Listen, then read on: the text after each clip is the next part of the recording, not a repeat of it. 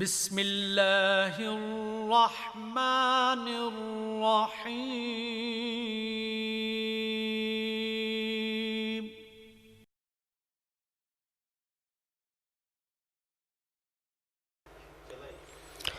السلام علیکم ورحمۃ اللہ وبرکاتہ۔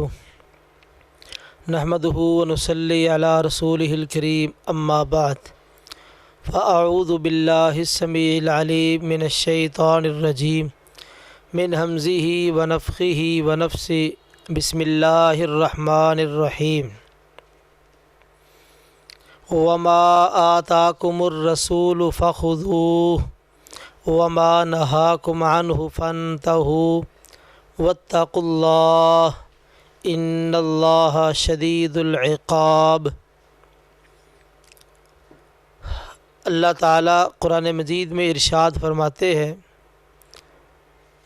اور جو کچھ تمہیں رسول اللہ صلی اللہ علیہ وسلم دے دیں اسے لے لو، اور جس سے منع کر دیں اس سے بعد آ جاؤ، رک جاؤ، اور اللہ سے ڈر جاؤ، بے شک اللہ تعالیٰ سخت سزا دینے والے ہیں۔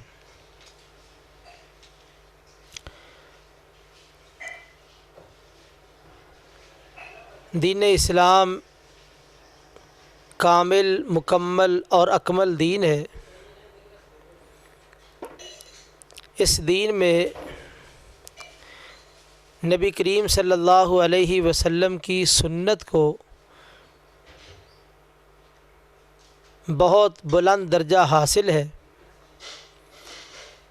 دین کے جتنے بھی احکام ہیں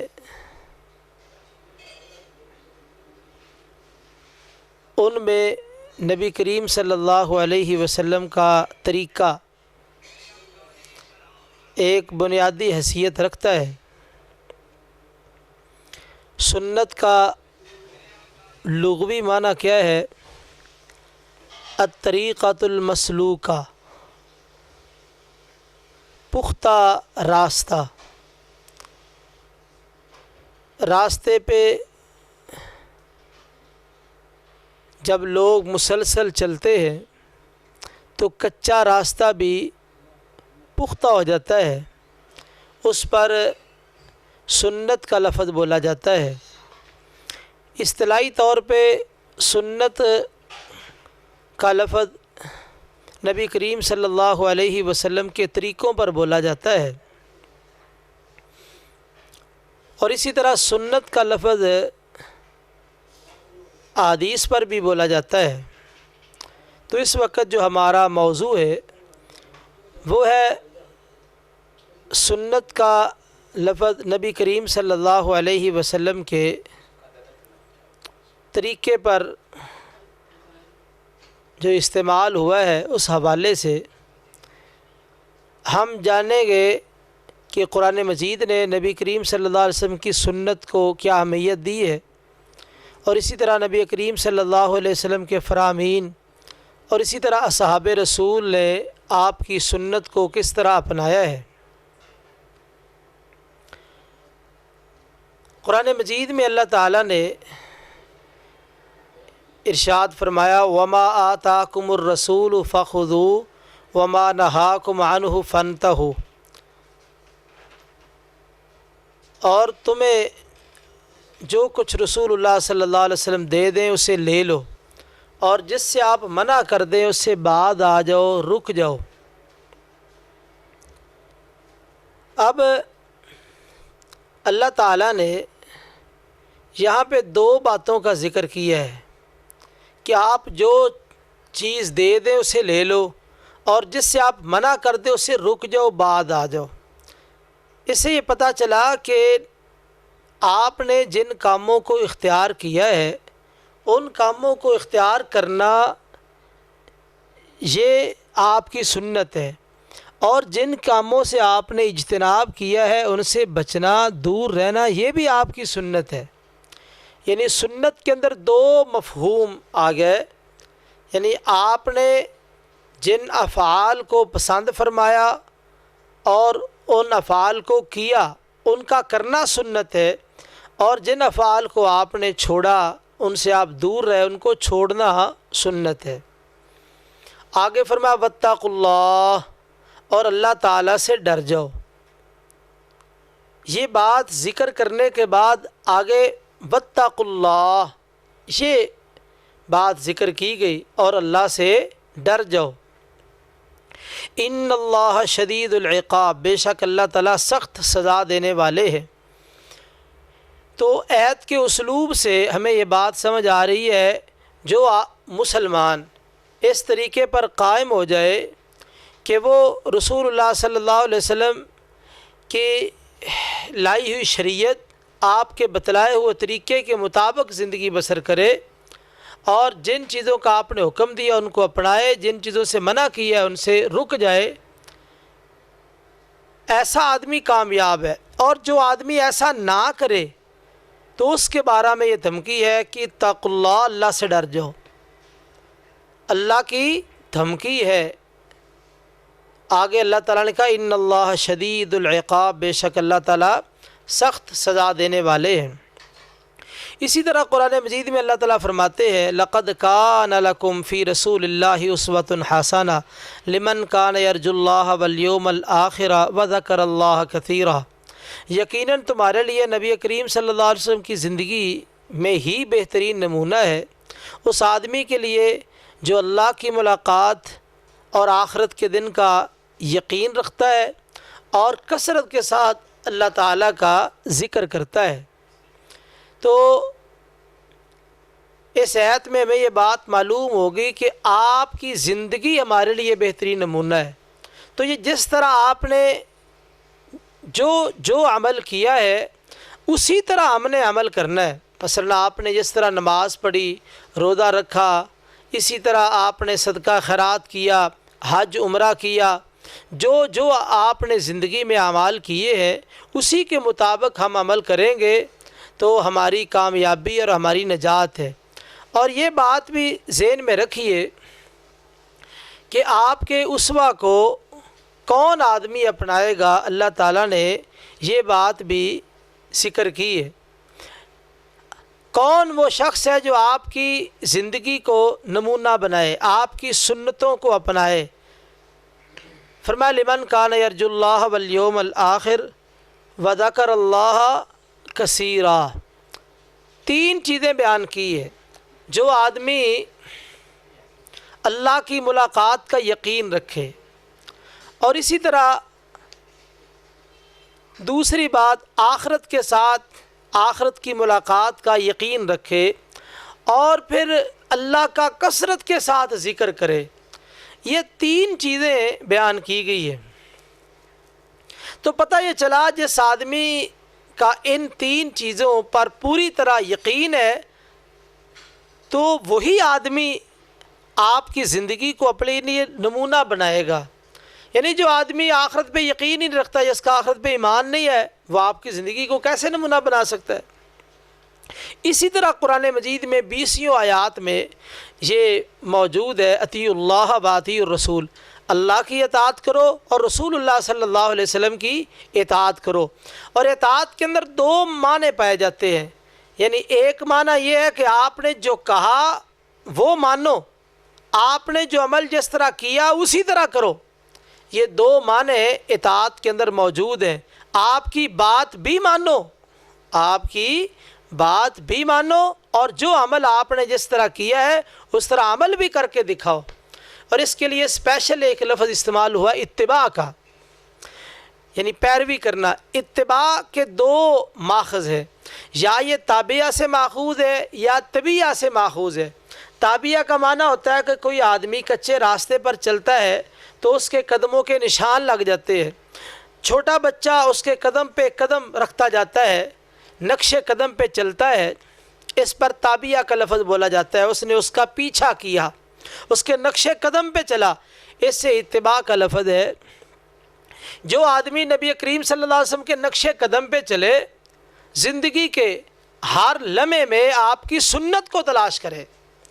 اور مجھے یاد آیا امام ایوب سختیانی علیہ الرحمہ بہت بڑے محدث ہیں، فرمایا کرتے تھے کہ میں نبی کریم صلی اللہ علیہ وسلم کی سنت سے پیار کرتا ہوں، کوشش کرتا ہوں کہ ہر عمل میں آپ کی سنت معلوم ہو جائے تو میں آپ کی سنت کے مطابق ہی وہ کام کروں۔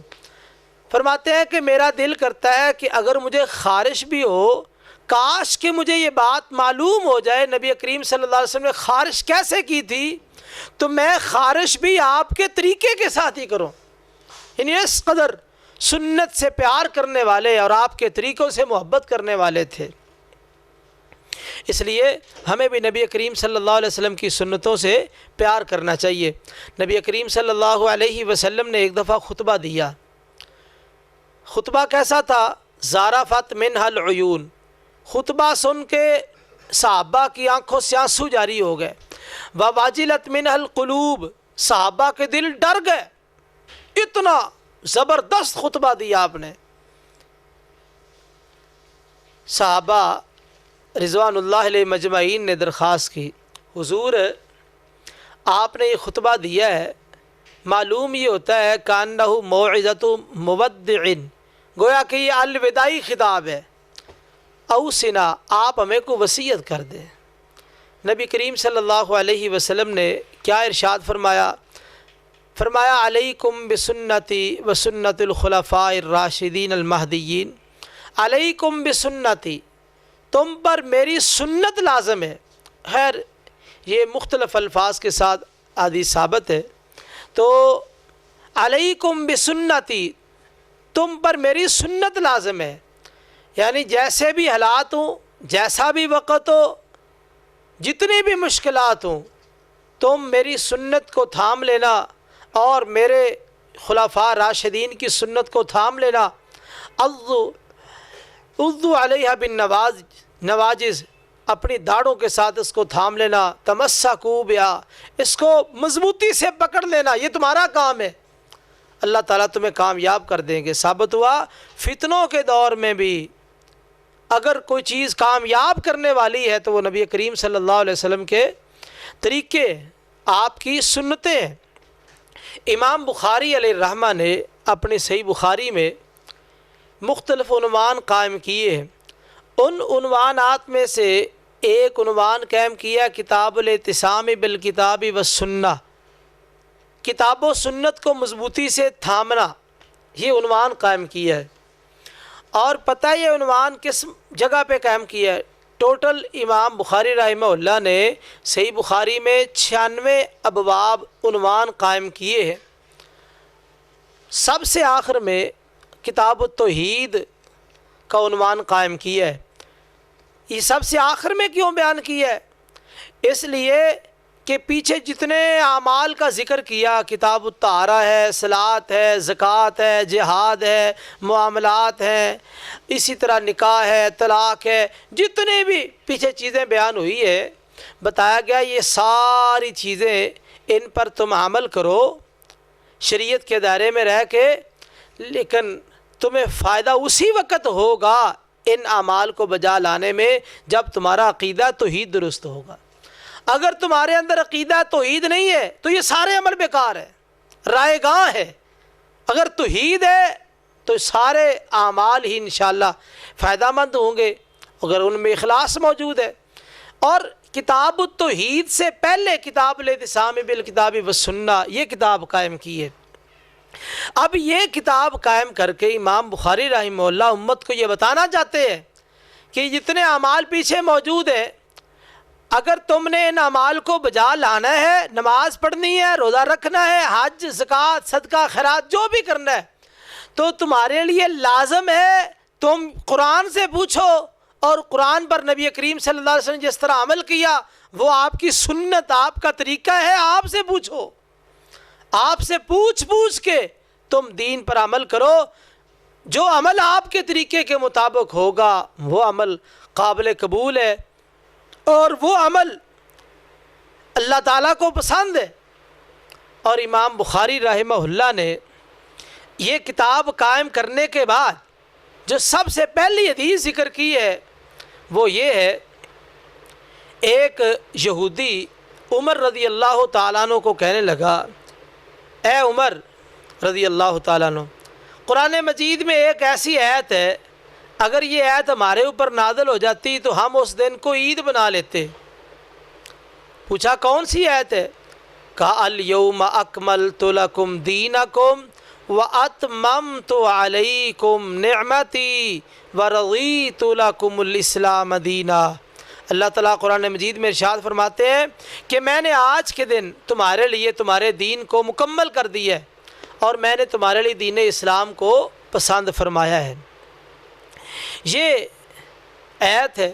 عمر رضی اللہ تعالیٰ عنہ کہتے ہیں دیکھو میں جانتا ہوں یہ آیت کس مقام پہ نازل ہوئی اور کس جگہ نازل ہوئی ہے۔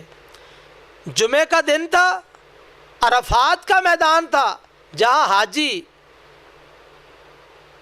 جاتے ہیں وقوف عرفہ کے لیے، وہاں جا کے رکتے ہیں۔ تو میں جانتا ہوں اس دن کو، اس مقام کو، لیکن آگے عمر رضی اللہ تعالیٰ عنہ نے کوئی جواب نہیں دیا، اتنی بات کہی ہے۔ تو یہاں پہ بات مکمل کر کے عمر رضی اللہ تعالیٰ عنہ نے یہ بات ہمیں سمجھا دی کہ دیکھو دین میں اگر خوشی کو متعین کرنا ہے تو یہ بھی شریعت متعین کرے گی، اور اسی طرح کسی دن کو عید بنانا ہے تو شریعت متعین کرے گی۔ ہم اپنی طرف سے کوئی عید کا دن متعین نہیں کر سکتے، یعنی ہمارے اختیار میں نہیں ہے کہ ہم کسی عمل کو متعین کر لیں اور اس کو نیکی کا عمل بنا دیں۔ یہ اختیار ہے تو محمد رسول اللہ صلی اللہ علیہ وسلم کو رب کی طرف سے ملا ہے کہ آپ نے جو جو عمل کیا ہے وہ طریقہ آپ کا پوری امت کے لیے ہے، پوری امت اس طریقے کو اپنائے گی۔ اور امام بخاری رحمہ اللہ نے آگے ایک باب قائم کیا بہت ہی خوبصورت، باب الاقتداء بسنن رسول اللہ صلی اللہ علیہ وسلم، رسول اللہ صلی اللہ علیہ وسلم کی سنتوں کی اقتداء کے بارے میں، یعنی آپ کی جتنی بھی سنن ہیں ان کی اقتداء کرنی ہے، پیروی کرنی ہے، ان کے پیچھے چلنا ہے۔ اور آگے قرآن مجید سے ایک آیت بھی پیش کی، اللہ تعالیٰ نے سورہ فرقان میں اپنے بندوں کی صفات بیان کی ہے۔ ان صفات میں سے ایک صفت یہ بھی بیان کی ہے کہ مومن بندے اپنے لیے دعائیں کرتے ہیں، اور دعا کیا کرتے ہیں؟ بڑی جامع دعا اور بڑی قیمتی دعا، کہتے ہیں وَجَعَلْنَا لِلْمُتَّقِينَ إِمَامًا، اے اللہ ہمیں متقین کا امام بنا دینا۔ آگے فرما قال آئمہ، آئمہ کسے کہتے ہیں؟ کہ ہم اپنے سے پہلے لوگوں کی اقتداء کریں، ہمارے بعد میں آنے والے ہماری اقتداء کریں، یہ ہے امام۔ اب اقتداء ہماری وہ کیسے کریں گے، ہم ان کی کیسے کریں گے؟ تو اس کا معنی یہ ہے ہمارے پہلوں نے جس طرح نبی کریم صلی اللہ علیہ وسلم کی اقتداء کی ہے، یعنی صحابہ نے جس طرح اللہ کے رسول کی اقتداء کی، تابعین نے صحابہ کی اس طریقے کو اپنایا جس انداز سے انہوں نے اللہ کے رسول کی پیروی کی تھی، آگے پر یہ سلسلہ چلتا کہ ہمارے تک یہ سلسلہ پہنچا ہے۔ جس طرح ان سارے گزرنے والوں نے نبی کریم صلی اللہ علیہ وسلم کے طریقوں کو اپنایا ہے، ہم نے بھی اسی طرح اپنانا ہے، اور ہمارے بعد میں آنے والے جو لوگ ہیں انہوں نے بھی اسی طریقے کے مطابق جو طریقہ صحابہ کا، تابعین کا، تبع تابعین کا، محدثین کا، اور آج تک جو اہل السنہ اہل الحدیث کا طریقہ چلتا آ رہا ہے، جس طرح وہ رسول اللہ صلی اللہ علیہ وسلم کی سنتوں پہ عمل کرتے ہیں، اسی طرح ہمارے بعد آنے والے وہ ان سنتوں کو اسی طریقے کے مطابق اپنائیں گے جو طریقہ ایک رائج ہے رسول اللہ صلی اللہ علیہ وسلم کی سنتوں کو اپنانے کا۔ آگے ابن عون ایک بہت بڑے محدث ہیں، ابن عون کا قول ذکر کیا۔ ابن عون کہتے ہیں رحمہ اللہ کہ میں 3 چیزیں اپنے لیے اور اپنے بھائیوں کے لیے پسند کرتا ہوں، 3 چیزیں۔ پہلی چیز میں پسند کرتا ہوں سنت کو، کہ سنت کو سیکھا جائے اور آگے سنت کو سکھایا جائے، یعنی سب سے پہلی چیز ابن عون محدث رحمہ اللہ کیا کہتے ہیں کہ میں سنت سے محبت کرتا ہوں، سنت سے پیار کرتا ہوں کہ سنت کو سمجھا جائے، سیکھا جائے اور آگے پھر سکھایا جائے۔ اور دوسری بات میں قرآن مجید کے ساتھ محبت کرتا ہوں کہ اس کو سیکھا جائے اور آگے سکھایا جائے، اور تیسری چیز لوگوں کو صرف فائدہ ہی پہنچایا جائے، خیر پہنچائی جائے، لوگوں کو شر سے بچایا جائے، شر سے محفوظ رکھا جائے۔ اور آگے امام بخاری رحمہ اللہ نے یہ باب قائم کر کے جو حدیث نقل کی ہے وہ تو بہت ہی پیاری حدیث ہے۔ شیبہ رحمہ اللہ یہ بہت بڑے تابعی ہیں، بیان کرتے ہیں کہ میں مسجد حرام میں عمر رضی اللہ تعالیٰ عنہ کے پاس بیٹھا تھا، بالکل قریب۔ عمر رضی اللہ تعالیٰ عنہ کہنے لگے کہ میرا دل کرتا ہے کہ اس بیت اللہ کے اندر جتنا سونا چاندی ہے میں سارے کا سارا نکال کے صدقہ کر دوں۔ یہ سونا چاندی کہاں سے آیا ہے؟ اصل میں جاہلیت میں ایک طریقہ تھا کہ لوگ نظریں مانتے تھے کہ میری فلاں نظر پوری ہوگی تو میں اتنا سونا بیت اللہ میں پھینکوں گا، کوئی نظر مانتا تھا میں اتنی چاندی پھینکوں گا، تو یہ نظر مختلف لوگ مانتے تھے، اس طرح وہ بیت اللہ کے اندر سونا چاندی پھینک جاتے تھے۔ اب وہ سونا چاندی کافی تھا۔ عمر رضی اللہ تعالیٰ عنہ نے کہا کہ میرا دل کرتا ہے کہ میں یہ سونا چاندی نکال کے سارے کا سارا ہی تقسیم کر دوں۔ شیبہ رحمہ اللہ کہتے ہیں آپ یہ کام نہیں کر سکتے، آپ یہ کام نہیں کر سکتے۔ میں کیوں نہیں کر سکتا؟ امیر المومنین ہے، خلیفۃ المسلمین ہے، کیسر و کسریٰ کی کمر توڑ کے رکھ دینے والے وہ امیر المومنین، میں کیوں نہیں کر سکتا؟ کہا اس لیے کہ یہ کام رسول اللہ صلی اللہ علیہ وسلم نے نہیں کیا، یہ کام ابو بکر صدیق رضی اللہ تعالیٰ عنہ نے نہیں کیا، اس لیے آپ بھی نہیں کر سکتے۔ اس وقت فرمانے لگے یہ بات تو ٹھیک ہے، ہم المرآن یقتدی بہما، وہ دونوں اللہ کے رسول صلی اللہ علیہ وسلم اور ابو بکر رضی اللہ تعالیٰ عنہ ایسی ہستیاں ہیں، ایسی ذاتیں ہیں، ان کی اقتداء کی جاتی ہے، ان کی بات مانی جاتی ہے۔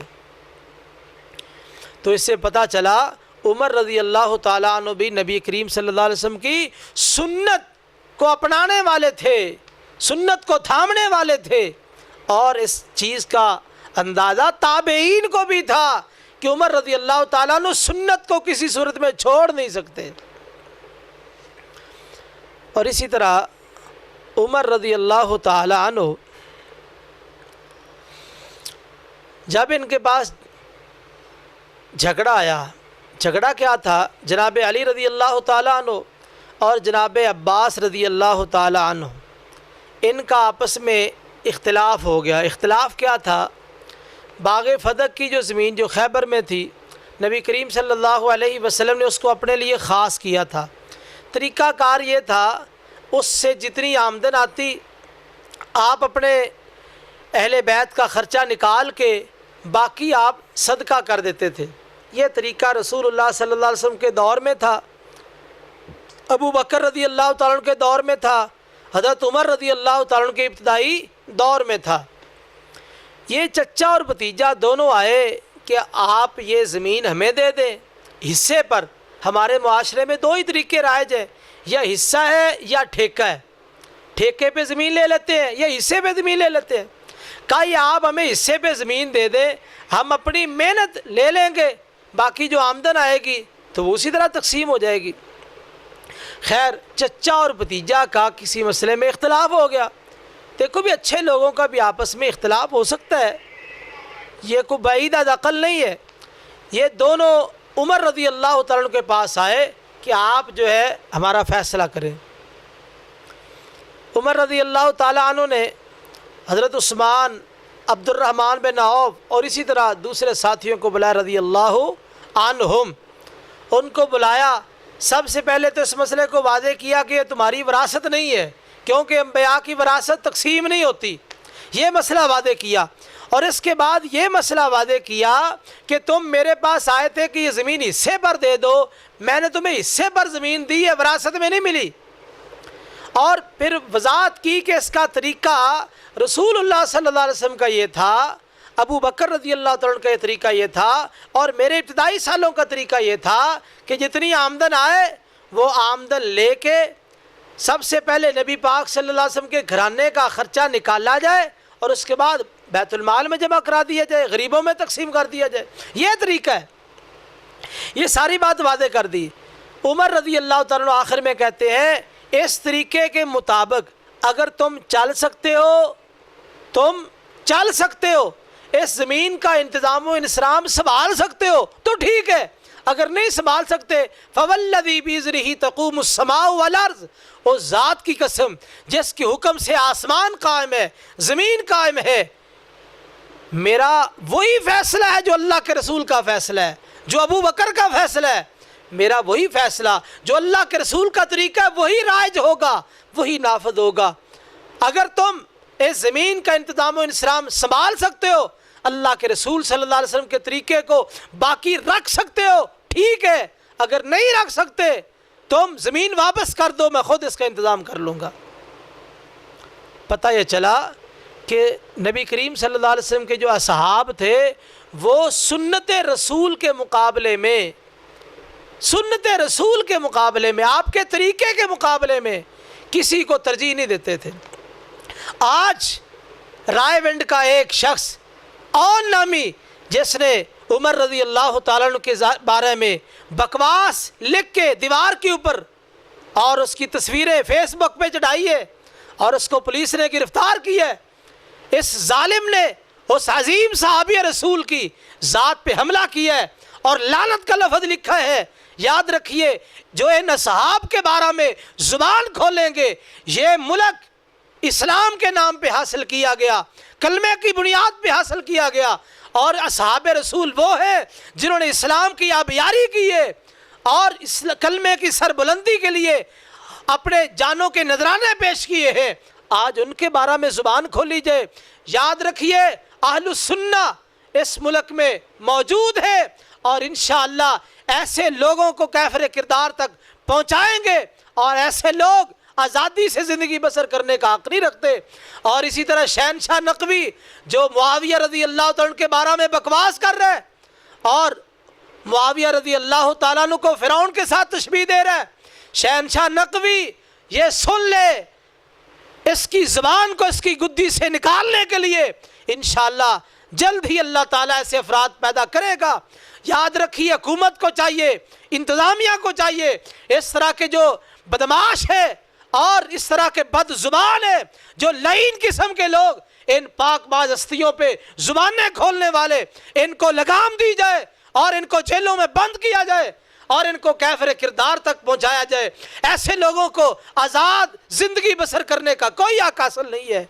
یہ ملک اسلام کے نام پہ حاصل ہوا، کلمے کی بنیاد پہ حاصل ہوا، اور اسلام کی خادم ہستیاں اور اسلام کی عظیم رہنما ان کی ذاتیں محفوظ نہ ہوں اور ان کی ذاتوں پہ تبرہ بازی کی جائے، اہل السنت کے لوگ کبھی بھی اس کو گوارا نہیں کریں گے، اہل الحدیث اس کو کبھی بھی گوارا نہیں کریں گے۔